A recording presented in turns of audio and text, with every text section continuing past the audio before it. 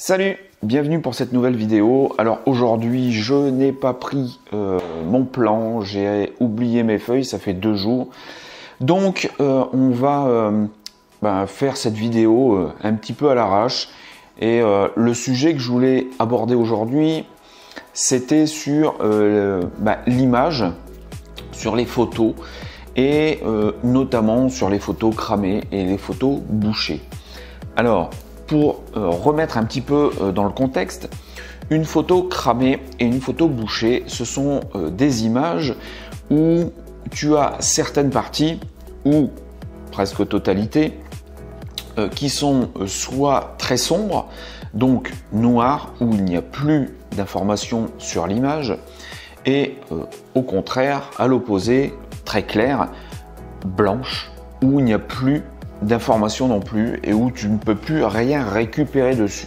C'est ce que l'on appelle des photos bouchées, donc dans les sombres, ou des photos cramées dans les clairs.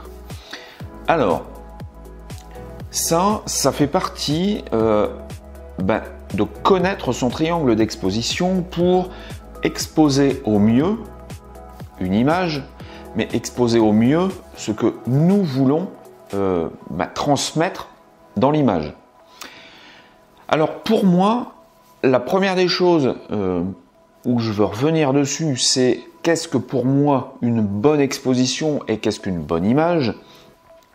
Au-delà du fait, et ça on reverra ça en fait dans d'autres vidéos, hormis le fait de faire une bonne composition, de faire un cadrage correct, tous ces éléments que tu vas apporter en fait dans une image, ça on va laisser ça de côté.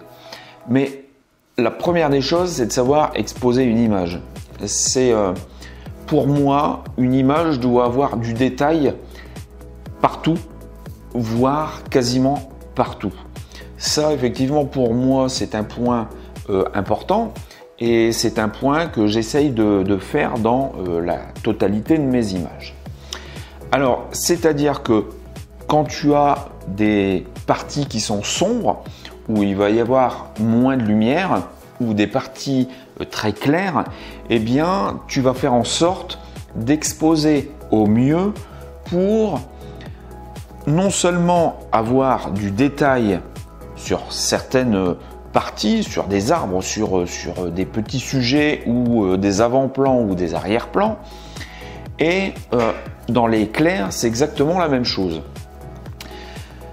Alors, une petite nuance, c'est que le détail, ça peut être un petit peu suggéré. Je m'explique. Par exemple, sur des photos que tu vas faire le matin, juste avant le lever du soleil. Alors, tu sais, tu as déjà vu ça. Quand tu vas te balader, avant que le soleil ne se lève, avant qu'il n'apparaisse en fait à l'horizon, il y a déjà de la lumière. Et quand tu regardes dans la direction du lever de soleil, eh bien, tes yeux s'adaptent à l'atmosphère qui est sombre et tu arrives à discerner en fait des détails sur les arbres, les feuilles, tu arrives à les discerner. Tu arrives à discerner par exemple sur un paysage où il y a plusieurs strates, il y a une profondeur en fait dans le paysage, eh bien, tu arrives au fur et à mesure à déterminer en fait les différentes zones. Et bien sur une image, moi j'aime bien avoir en fait cet étalement de structure et d'avoir cette profondeur dans l'image qui va te transportant en fait de certaines parties de l'image vers une autre et t'amener normalement vers ton sujet principal. Donc ça peut être légèrement suggéré. Tu peux avoir des parties, par exemple dans les sombres, des parties plutôt noires, que tu vas avoir l'impression de noir, mais quand tu vas regarder l'image dans l'ensemble, eh bien tu vas avoir l'impression de voir du détail dans les sombres. Alors, je ne reviens pas sur les parties claires parce que c'est exactement la même chose. Tu peux avoir des parties fort blanches, mais quand tu vas regarder en fait l'ensemble de ton image, tu vas deviner les petits détails qui peuvent être dans les parties fort claires.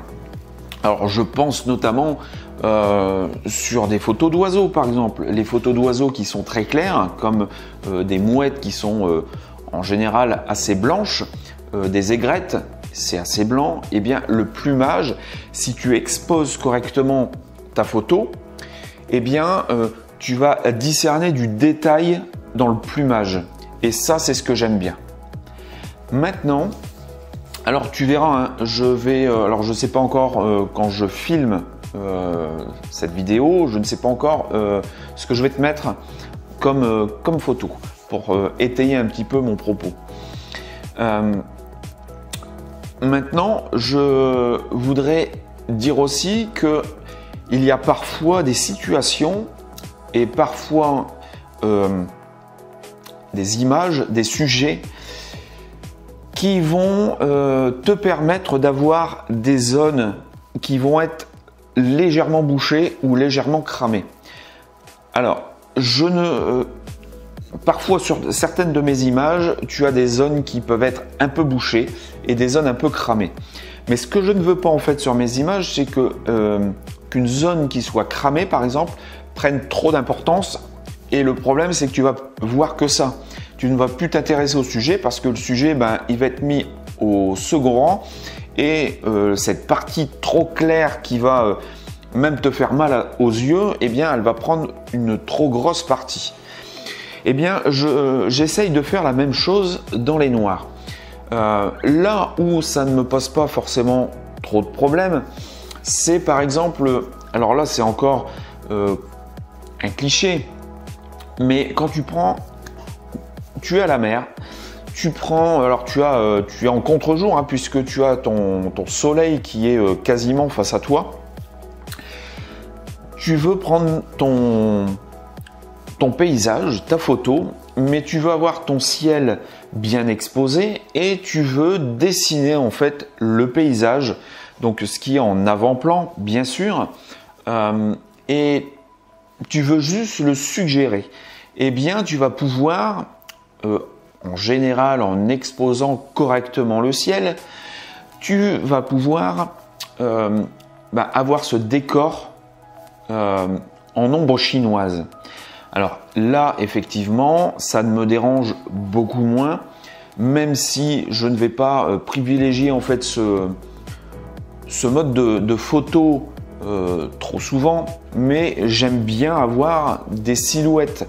Et quand tu as des silhouettes pour exprimer quelque chose, eh bien pour moi, ce n'est pas grave si c'est ce sujet, entre guillemets, hein, que tu vas suggérer, eh bien il est bouché. Parce qu'il va être noir. L'intérêt, c'est justement d'avoir quelque chose de bien exposé derrière, très clair, et d'avoir en fait cette forme en ombre chinoise. Donc ça ne me dérange pas qu'il y ait cette partie qui soit bouchée, qui soit vraiment noire. Ensuite, il y a ce que l'on appelle le High-key et le Low-key. C'est donc des images qui vont être très contrastées, soit en blanc et noir, soit alors en sombre et clair, ou vice versa, hein, du très clair avec quelques toutes petites parties très sombres pour justement dessiner en fait ton sujet. Et bien là c'est pareil, il y a certaines images qui ça ne me dérange pas où il puisse y avoir une grosse portion de boucher ou de cramer. Après, le type de photographie, parfois, tu ne peux pas faire autrement que de boucher ou de cramer en fait certaines parties. Donc voilà. Là aujourd'hui, je voulais vraiment te donner un petit peu mon sentiment sur des images cramées ou bouchées, hein, ce qu'on entend souvent, qu'il faut exposer correctement ces images. Alors effectivement, moi je suis pour avoir un maximum de détails en général dans mes images parce que je trouve que quand tu as un maximum de détails ou que tu suggères un maximum de détails, en fait, tu restes plus longtemps en fait dans l'image. Tu vas essayer d'aller chercher justement ces petites choses qui vont améliorer la photo Donc ça ne me dérange pas non plus d'avoir des petites portions bouchées ou des petites portions de l'image qui sont cramées. Parfois même, ça peut même améliorer en fait ton image, donner cette lumière un peu particulière. Comme je te l'ai dit, je privilégie un maximum de détails dans mes images. Pour toi exposer donc correctement tes images, eh bien, il faut connaître ton triangle d'exposition et savoir le gérer grâce à tes 3 paramètres que sont la vitesse, l'ouverture et les ISO. Après, quand tu vas faire tes images, bien en général, même si ton boîtier de dernière génération est capable de gérer de grosses différences de contraste entre les forts clairs et les forts sombres, il y a des situations où tu ne pourras pas avoir ce que tu veux. Il faudra donc que tu t'adaptes, peut-être prendre plusieurs images que l'on appelle du bracketing à différentes expositions pour toi récupérer des détails dans les sombres ou dans les clairs. Voilà, écoute, j'ai fait un petit peu le tour de ce que je pensais des photos cramées, des photos bouchées. En général, quand c'est vraiment cramé et bouché, je n'aime pas, forcément, tu l'as compris. Je ne sais pas ce que toi tu en penses. N'hésite pas à me le dire dans les commentaires, à me faire des suggestions, peut-être que j'aurais oublié en fait dans la vidéo. Et puis, écoute, moi je te dis à bientôt sur la chaîne pour la prochaine vidéo. Salut!